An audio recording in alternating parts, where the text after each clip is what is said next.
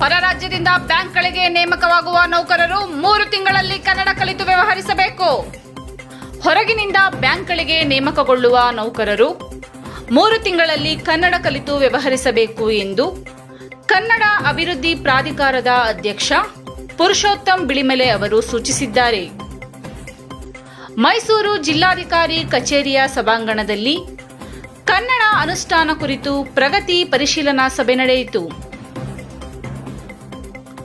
ಆಡಳಿತದಲ್ಲಿ ಕಡ್ಡಾಯ ಕನ್ನಡ ಬಳಕೆ ಮಾಡುವ ಮೂಲಕ ನಮ್ಮ ಭಾಷೆಯನ್ನು ಉಳಿಸಿ ಬೆಳೆಸಬೇಕಾದ ಜವಾಬ್ದಾರಿ ನಿಮ್ಮೆಲ್ಲರ ಮೇಲಿದೆ ಎಂದು ಕನ್ನಡ ಅಭಿವೃದ್ಧಿ ಪ್ರಾಧಿಕಾರದ ಅಧ್ಯಕ್ಷ ಪುರುಷೋತ್ತಮ ಬಿಳಿಮಲೆ ಅವರು ತಿಳಿಸಿದರು. ಈ ನಿಟ್ಟಿನಲ್ಲಿ ಬ್ಯಾಂಕ್ಗಳಲ್ಲಿರುವ ಹೊರ ರಾಜ್ಯದ ನೌಕರರು 3 ತಿಂಗಳಿನಲ್ಲಿ ಕನ್ನಡ ಕಲಿತು ವ್ಯವಹರಿಸಬೇಕಿದೆ ಎಂದು ಅವರು ಹೇಳಿದರು. ಜಿಲ್ಲಾಧಿಕಾರಿಗಳ ಕಚೇರಿಯ ಸಭಾಂಗಣದಲ್ಲಿ ಶನಿವಾರ ಹಮ್ಮಿಕೊಂಡಿದ್ದ ಕನ್ನಡ ಅನುಷ್ಠಾನ ಕುರಿತ ಪ್ರಗತಿ ಪರಿಶೀಲನಾ ಸಭೆಯ ಅಧ್ಯಕ್ಷತೆ ವಹಿಸಿ ಅವರು ಮಾತನಾಡಿದರು.